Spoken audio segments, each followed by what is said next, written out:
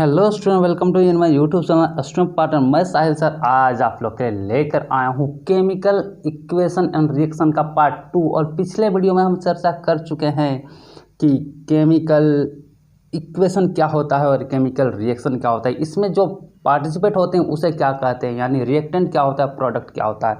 तो ये सारे चीज़ के बारे में हम चर्चा कर चुके हैं और ये भी हम बता चुके हैं कि उसको बैलेंस करना भी ज़रूरी होता है। तो इस वीडियो में हम लोग चर्चा करने वाले हैं टाइप्स ऑफ केमिकल रिएक्शन की। तो आइए शुरुआत करते हैं एक एक करके। जितने भी केमिकल रिएक्शन है सबको इस वीडियो में पढ़ेंगे, एक ही वीडियो में सारे रिएक्शन। तो आइए शुरुआत करते हैं। सबसे पहला रिएक्शन है कॉम्बिनेशन रिएक्शन। जैसा कि नाम से ही पता चलता है, कॉम्बिनेशन यानी कंबाइंड कर जाना। ये रिएक्शन क्या होता है? तो the reaction in which two और more substance element or compound combine to form a single substance are called combination reaction. अर्थात एक ऐसी प्रतिक्रिया जिसमें दो या दो से अधिक पदार्थ आपस में संयोग करके एक नए पदार्थ का निर्माण करते हों, उसे हम कॉम्बिनेशन रिएक्शन यानी संयोजन अभिक्रिया कहते हैं। ठीक है, अब इसके टाइप्स की बात करें तो कॉम्बिनेशन रिएक्शन जो है 3 कैटेगरीज में होता है। तो कॉम्बिनेशन रिएक्शन 3 कैटेगरीज में होते हैं। तो सबसे पहले कंबाइंड कर जाना, यानी इसका एक एग्जांपल अगर बात करें तो यहाँ पर आप देख सकते हैं कि A प्लस बी, ए एक सब्सटेंस है और बी एक सब्सटेंस है, ये दोनों रिएक्ट करके एक ही सब्सटेंस बना लिया AB। तो ये चीज़ होता है कॉम्बिनेशन रिएक्शन। इसके और भी एग्जांपल है, जैसे हाइड्रोजन प्लस ऑक्सीजन यानी बना लिया H2O यानी वाटर। उसी तरह कार्बन प्लस ऑक्सीजन ये बना लेता है कार्बन डाइऑक्साइड। तो ये सभी कॉम्बिनेशन रिएक्शन कहलाते हैं। अगर कॉम्बिनेशन रिएक्शन का बात करें तो ये 3 टाइप्स के होते हैं। सबसे पहला है कॉम्बिनेशन ऑफ 2 एलिमेंट्स कंपाउंड, ये सब आपको पता होना चाहिए। तो कॉम्बिनेशन ऑफ 2 एलिमेंट्स ये क्या होता है? इसमें क्या होता है कि 2 एलिमेंट कंबाइंड करके एक नए कंपाउंड का निर्माण करते हैं। जैसे एक carbon or coal burns in air to produce carbon dioxide. जैसे कार्बन को ऑक्सीजन के प्रेजेंस में बर्न कराया जाता है तो कार्बन डाइऑक्साइड मिलता है। उसी तरह H2 प्लस Cl2 बन गया HCl, यानी H2 हाइड्रोजन एक एलिमेंट और Cl2 एक एलिमेंट, दोनों बना लिया HCl। उसी तरह कार्बन प्लस ऑक्सीजन बना लिया कार्बन डाइऑक्साइड। उसी तरह H2 यानी हाइड्रोजन प्लस ऑक्सीजन बना लिया H2O यानी वाटर। तो ये चीज़ है एलिमेंट यानी कॉम्बिनेशन ऑफ 2 एलिमेंट्स के।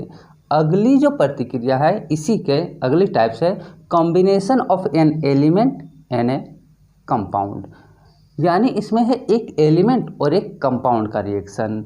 इसमें क्या होता है कि एक एलिमेंट और एक कंपाउंड आपस में रिएक्ट कर जाता है। कंपाउंड किसे कहते हैं? जो 2 या 2 से अधिक एलिमेंट से बने होते हैं, और एलिमेंट सिर्फ एक ही एलिमेंट है ना।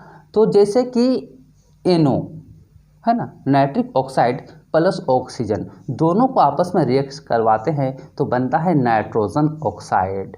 उसी तरह SO2 यानी सल्फर डाइऑक्साइड प्लस ऑक्सीजन बना लेता है SO3 यानी सल्फर ट्राइऑक्साइड। तो इसमें 2 रिएक्शन बताएं तो NO यहाँ पर एक कंपाउंड है और O2 एक एलिमेंट है। उसी तरह दूसरा रिएक्शन SO2 बताएं, वो भी एक कंपाउंड है लेकिन O2 एक एलिमेंट है। यानी इसमें क्या है, एक कंपाउंड और एक एलिमेंट का रिएक्शन। उसी तरह तीसरा है कि combination of 2 compounds to form a new compounds, यानी यहाँ पर 2 कंपाउंड आपस में रिएक्ट करके एक नया कंपाउंड बना लेता है। जी हाँ, 2 कंपाउंड आपस में रिएक्ट करके एक नया कंपाउंड का निर्माण करते हैं। जैसे ammonia NH3 plus hydrogen chloride है ना, यानी हाइड्रोक्लोरिक एसिड HCl, यानी अमोनिया को जब HCl के साथ रिएक्ट कराया जाता है, दोनों कंपाउंड है, दोनों को जब आपस में रिएक्शन कराते हैं तो हमें मिलता है NH4Cl यानी अमोनियम क्लोराइड। तो ये एक तरह का कॉम्बिनेशन ऑफ 2 कंपाउंड्स है। उसी तरह कैल्शियम ऑक्साइड CaO को जब H2O के साथ रिएक्ट कराते हैं तो क्या बनता है, एक ही कंपाउंड बन गया कि नहीं, कैल्शियम हाइड्रोक्साइड। तो ये सारे कहलाते हैं क्या, कॉम्बिनेशन रिएक्शन। कॉम्बिनेशन को हिंदी में संयोजन अभिक्रिया कहते हैं, यानी वैसी रासायनिक अभिक्रिया जिसमें 2 या 2 से अधिक पदार्थ आपस में संयोग कर एक नए पदार्थ का निर्माण करते हैं, उसे संयोजन अभिक्रिया कहते हैं। ये पहला खत्म। दूसरे में आते हैं डिकम्पोजिशन रिएक्शन, जस्ट उसका अपोजिट है, डिकम्पोज हो जाना यानी टूट जाना। हिंदी में इसको वियोजन या अपघटन कहते हैं। ये क्या होता है कि the reaction in which a compounds break up into two और more simpler substance known as decomposition reaction, यानी एक ऐसी रासायनिक अभिक्रिया जिसमें एक पदार्थ टूटकर दो या दो से अधिक नए पदार्थों का निर्माण करता हो, उसे हम वियोजन अभिक्रिया यानी कि डिकम्पोजिशन रिएक्शन कहते हैं। याद रखिए, यहाँ पर जब टूट के नया पदार्थ बनता है तो पहले वाले का और उसके बाद जो बना यानी रिएक्टेंट का और प्रोडक्ट का दोनों के प्रॉपर्टीज अलग होते हैं। ये चीज़ हम पहला वीडियो में ही बता चुके हैं केमिकल रिएक्शन में, है ना। एग्जाम्पल अब हम बताते हैं कि what are the decomposition reaction. ये समझ में आ गया जिसमें एक जो है कंपाउंड है वो टूट के दो या दो से अधिक पार्ट्स में विभाजित हो जाते हैं, उसे डिकम्पोजिशन रिएक्शन कहते हैं। जैसे फेरस सल्फेट, है ना, फेरस सल्फेट FeSO4 को जब हम रिएक्ट कराते हैं तो ये क्या होता है, Fe2O3 plus SO2 plus SO3 में ये टूट जाता है ना। उसी तरह ferrous sulphate crystal, ferrous sulphate का जो क्रिस्टल है उसको जब हीट किया जाएगा तो फेरस सल्फेट में और H2O में ये कन्वर्ट हो जाएगा, है ना। और उसी फेरस सल्फेट को वापस यहाँ पर रिएक्ट कराया गया है तो फेरिक ऑक्साइड, सल्फर डाइऑक्साइड और सल्फर ट्राइऑक्साइड बना लिया। ये था डिकम्पोजिशन रिएक्शन। उसी तरह और भी है, जैसे H2O है, H2O का इलेक्ट्रोलाइसिस कराया जाता है तो क्या होता है, वो हाइड्रोजन अलग और ऑक्सीजन अलग हो जाते हैं। तो इसी तरह बहुत सारा है ना, सिल्वर ब्रोमाइड है, उसको सनलाइट के प्रेजेंस में रिएक्ट कराया जाता है तो वो क्या होता है, सिल्वर अलग और ब्रोमीन अलग हो जाता है। इस तरह से ये है डिकम्पोजिशन रिएक्शन, यानी कि डिकम्पोज हो जाते हैं। इसका एक सिंपलर अगर हम रिएक्शन दिखाएं तो AB एक कंपाउंड है जो कि रिएक्शन के बाद टूट के A+B में डिवाइड हो जाता है, ये कहलाता है डिकम्पोजिशन रिएक्शन। ये दूसरा खत्म। अगला देखते हैं डिस्प्लेसमेंट रिएक्शन। ये डिस्प्लेसमेंट रिएक्शन क्या होता है, हम लोग फिजिक्स में पढ़े थे डिस्प्लेसमेंट यानी विस्थापन, एक जगह से दूसरे जगह पर मूव कर जाना। तो ये इसको हम विस्थापन अभिक्रिया हिंदी में कहते हैं, इंग्लिश में कहते हैं डिस्प्लेसमेंट रिएक्शन।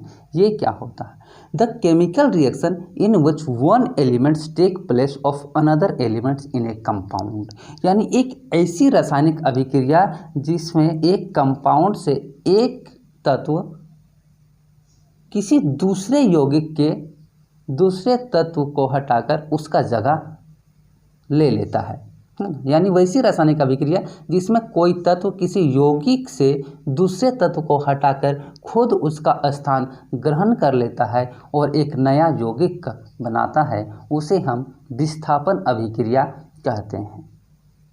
यानी एक जो है वो दूसरे को हटा देगा, एक यौगिक से उसको हटा देगा एक एलिमेंट को और उसके जगह यह बैठ जाएगा, ठीक है। यहाँ AgNA के जगह लेकर AgCl बना लेता है और वहीं NaNO3 बना लेता है। जैसे कि ferrous plus copper sulphate Fe plus CuSO4 को जब रिएक्ट कराते हैं तो Cu को हटा दिया जाता है और उसके जगह पर फेरस आके चिपक जाता है और बना लेता है फेरस सल्फेट और कॉपर को अलग छोड़ देता है कि नहीं। यानी दो दोस्त अगर बैठे हुए हैं ना, तो वहाँ पर दो लड़के बैठे हैं, अब कोई लड़की आई उसके सामने बैठ गई एक लड़का को हटा के, हो ना, KBr पोटेशियम ब्रोमाइड। इसको जब KBr को जब रिएक्ट कराएंगे Cl2 के साथ तो ये बना जाएगा KCl प्लस Br2। उसी तरह Zn प्लस CuSO4 को रिएक्ट कराएंगे तो बना लेगा ZnSO4 प्लस Cu। यानी हम बताएं कि in the reaction one atom और group of atom in a molecules is replaced by another atoms और ए ग्रुप ऑफ एटम, यानी एक ग्रुप ऑफ एटम से या फिर दूसरे ग्रुप ऑफ एटम से एक एटम्स या एलिमेंट्स को हटा दिया जाता है और उसके जगह पर दूसरा कोई जगह ले लेता है, यानी Zn plus H2SO4 equal to ZnSO4 plus H2, ठीक है। तो ये चीज़ है डिस्प्लेसमेंट रिएक्शन के एग्जाम्पल। और भी बहुत सारे एग्जाम्पल हैं, है ना, डिस्प्लेसमेंट रिएक्शन के। एक सिंपल सा एग्जाम्पल ये रहा जो कि हम सामान यूज करते हैं। तो ये था डिस्प्लेसमेंट यानी विस्थापन, जिसमें एक एलिमेंट ही अलग होके यानी हट के दूसरे का जगह ले लेते हैं। जैसे आपको हम समझाएं, फेरस प्लस CuSO4 में Fe को CuSO4 से रिएक्ट कराएं तो Cu के जगह पर Fe आ गया, यानी बना लिया FeSO4 और Cu का अकेला छोड़ दिया गया, उसको अकेला हटा दिया, भाग यहाँ से, बड़का है यहाँ इसके साथ रहा। इसके बाद आते हैं द्विविस्थापन अभिक्रिया। द्विविस्थापन अभिक्रिया यानी इसको हिंदी में द्विविस्थापन कहते हैं, लेकिन इंग्लिश में कहते हैं डबल डिस्प्लेसमेंट रिएक्शन। ये क्या होता है? डबल डिस्प्लेसमेंट रिएक्शन क्या होता है? The reaction in which two compounds react to form two other compound by mutual exchange of atoms और group of atoms are called double displacement reaction.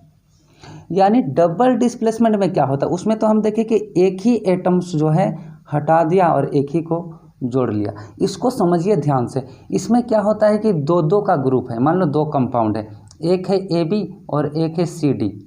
AB plus CD ये दोनों को आपस में react कराएंगे तो AB से मान लो B को हटा दिया, उसके जगह C आ गया, और CD से D को हटा, ये C का हटा दिया और उसके जगह B आ गया। यानी कि एक ऐसा रिएक्शन जिसमें दोनों का एक्सचेंज होता है। मान लो एक तरफ दो लड़की जा रही है और वहाँ पर दो लड़के भी जा रहे हैं, दो लड़की है और दो लड़के हैं। अब क्या होगा कि एक लड़का इस लड़की के पास आ गया और यहाँ से एक लड़की उठ के उस लड़के के पास चल गई।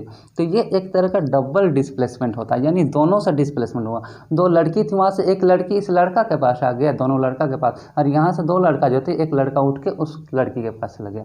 तो दोनों, अब एक लड़का एक लड़की, इधर भी एक लड़का एक लड़की हो गया। तो ये डबल डिस्प्लेसमेंट होता है, यानी कि दोनों का डिस्प्लेसमेंट हुआ यहाँ पर, है कि नहीं? इसको ध्यान से समझिए, जिस बस समझाने के लिए बोल रहे हैं उसको ज़्यादा इधर उधर नहीं सोचना है। तो ये डबल डिस्प्लेसमेंट होता है। जैसे AgNO3 प्लस NaCl है ना, यानी सिल्वर नाइट्रेट को सोडियम क्लोराइड के साथ रिएक्ट कराएंगे तो बन जाएगा AgCl प्लस NaNO3, यानी सिल्वर क्लोराइड का PPT बनेगा और सोडियम नाइट्रेट बनेगा NaNO3। उसी तरह BaCl2 को जब H2SO4 के साथ रिएक्ट कराएंगे तो बनेगा BaSO4 प्लस HCl। इसको ध्यान से आप देखिए, इस दोनों रिएक्शन को आप ध्यान से देखिएगा ना तो आपको समझ में आ जाएगा।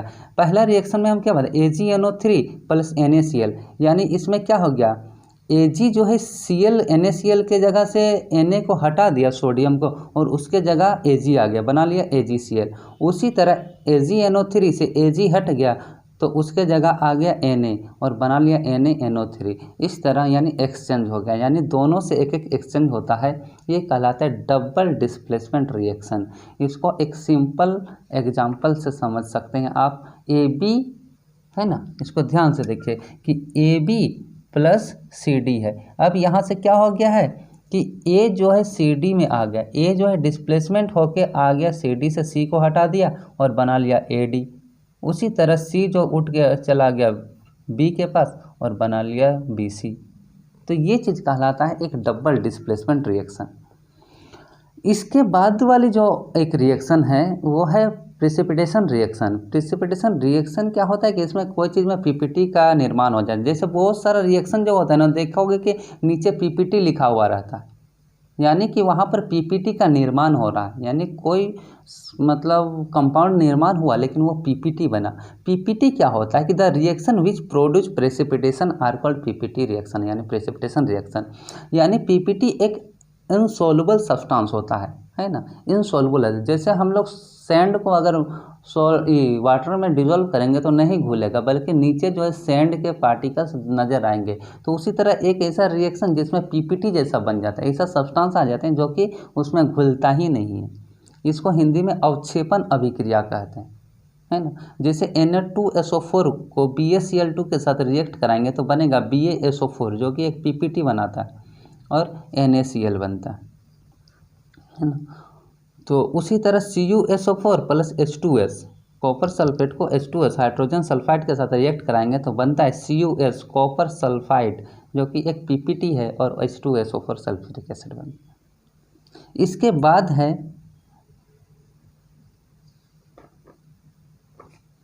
मतलब दो अभिक्रिया है हिंदी में, एक को तापीय अभिक्रिया कहते हैं और दूसरा होता है प्रकाश रासायनिक अभिक्रिया, है ना।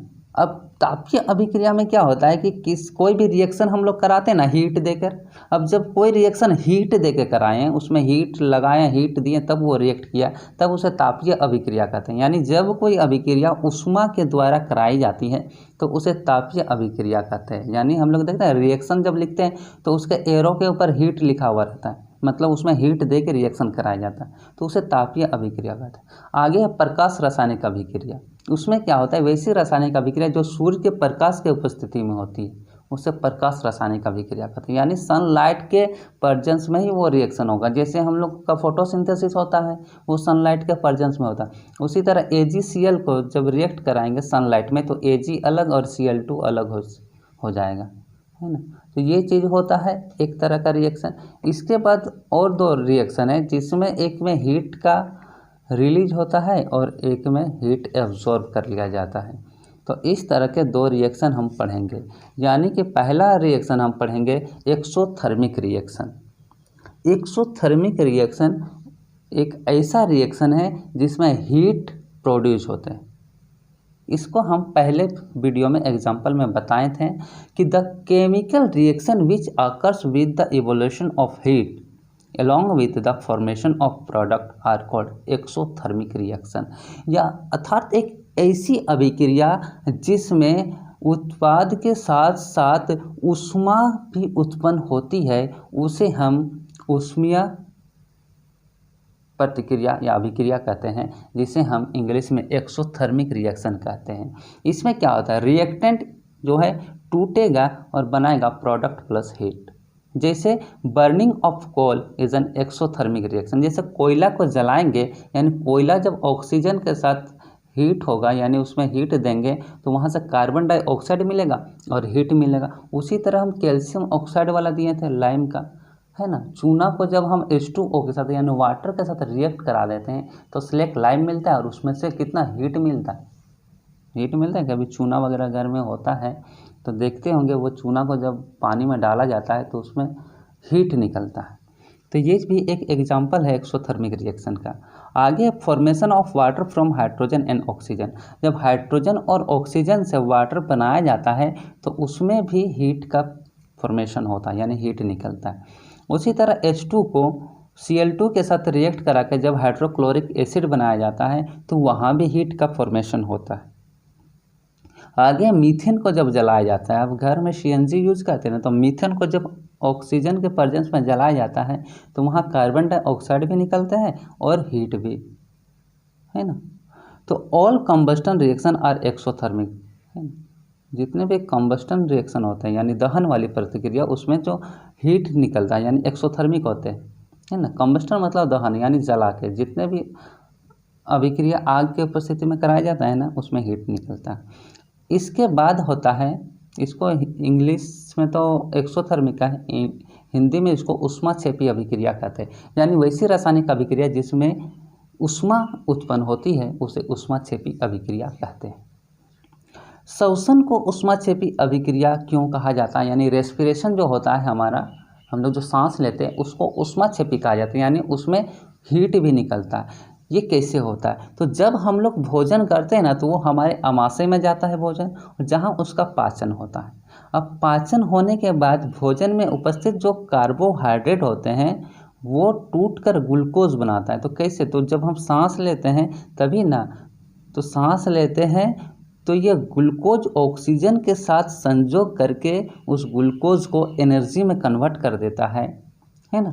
और एनर्जी में कन्वर्ट करने के बाद क्या होता है कि श्वसन अभिक्रिया में ऊर्जा मिलती है, और ऊर्जा मिलने के बाद उसमें क्या होता है कि एक तरह का हीट का भी निर्माण होता है ना। अगला है इंडोथर्मिक रिएक्शन। इसमें तो ऊष्मा का निर्माण हुआ, अब किसी में ऊष्मा को एब्जॉर्ब ही कर लिया जाएगा, है ना, इंडोथर्मिक कहलाता है। एंडोथर्मिक क्या होता है, the chemical reaction which occurs with the absorption of heat are called endothermic reaction. इसको ऊष्मा शोषी अभिक्रिया कहते हैं।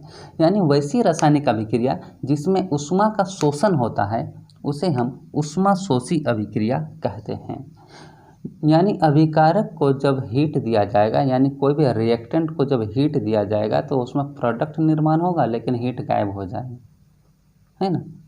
अब ये क्या क्या होता है, इसके कुछ एग्जाम्पल हम देखते हैं। Formation of nitric acid, nitric acid जब बनाते हैं यानी N2+O2 जब कराते हैं तो वहाँ पर NO बनता है ना, नाइट्रिक एसिड बनता है, लेकिन उसको जब हीट देते हैं तो हीट गायब हो जाता है, हीट को एब्जॉर्ब कर लिया जाता है ना। तो ये चीज़ होता है। आगे है डिकम्पोजिशन ऑफ अमोनिया, अमोनिया को जब डिकम्पोज किया जाता है, तोड़ा जाता है, तो NH3 को हीट दिया जाता है, हीट देने से क्या होता है, वो N2 और H2 में टूट जाता है, जिसे हम डिकम्पोजिशन कहते हैं। लेकिन इसमें क्या होता है, हीट को एब्जॉर्ब कर लिया जाता है। आगे है डिकम्पोजिशन ऑफ वाटर, वाटर को जब डिकम्पोज करते हैं तो वाटर को H2O है, उसमें हीट देते हैं ना, तो हीट दिए ना तो वो H2 और O2 में अलग अलग टूट गया, उसमें हीट निकलता नहीं, बल्कि वो जो है वाटर वेपर बन के निकल जाता है, वेपर बन के, यानी उसमें हाइड्रोजन और ऑक्सीजन अलग हो जाता है। आगे है decomposition of CaCO3, calcium carbonate को जब डिकम्पोज करेंगे, यानी कैल्शियम कार्बोनेट को जब हीट देंगे, कैल्शियम कार्बोनेट को जब हीट देंगे तो कैल्शियम ऑक्साइड और कार्बन डाइऑक्साइड में यह कन्वर्ट हो जाता है, जिसके कारण सफ़ेदी कराने के कुछ दिन बाद चमक आ जाती है। तो ये चीज़ था, यानी इसमें ऊष्माशोषी में क्या हुआ, ऊष्मा का शोषण हो गया, ऊष्मा का शोषण हो गया। तो ये था different type of chemical reaction. और दो चीज़ यहाँ पर छूट गया, ऑक्सीडेशन और रिडक्शन। इसके लिए एक हम अलग से वीडियो बनाएंगे, क्योंकि उसमें कुछ ज़्यादा ही डिटेल में पढ़ाना पड़ेगा। इसमें तो बस हम टाइप्स ऑफ रिएक्शन पढ़ा दिए, तो अगली वीडियो जब हम लेके आएंगे तो वहाँ पर ऑक्सीडेशन और रिडक्शन की हम चर्चा करेंगे। आशा करते हैं आपको ये वीडियो समझ में आ गया होगा, यानी टाइप्स ऑफ केमिकल रिएक्शन क्या होते हैं इसको हम सिर्फ इसमें बताए हैं, और ये समझ में आ गया होगा कि किस किस तरह के केमिकल रिएक्शन होते हैं। इसके एग्जाम्पल को आपको और ज़्यादा बहुत ही डिटेल में पढ़ना पड़ेगा, बहुत तरह के इसके एग्जाम्पल है और रिएक्शन जो है इसके आते हैं एग्ज़ाम में। तो आज के लिए कहते हैं इतना ही, तब तक के लिए थैंक यू।